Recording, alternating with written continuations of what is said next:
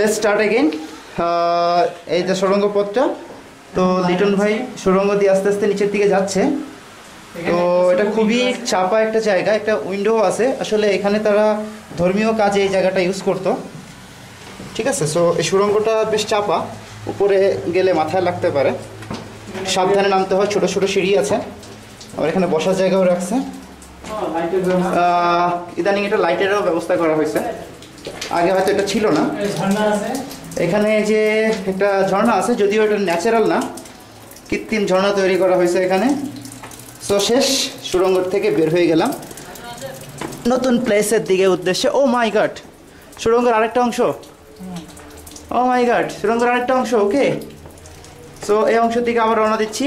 লিটন ভাই অলরেডি উঠে গেছে, আমিও আস্তে আস্তে উঠছি, দেখি কোথায় যাওয়া যায়।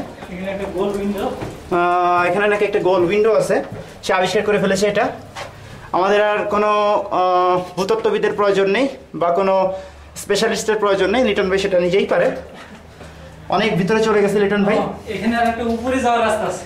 ও, এখানে নাকি আবার উপরে যাওয়ার একটা রাস্তা আছে, আমরা দেখবো। তার আগে ছোট্ট একটা ব্রেক, আমরা কিছু ছবি তুলে নিব। বাই।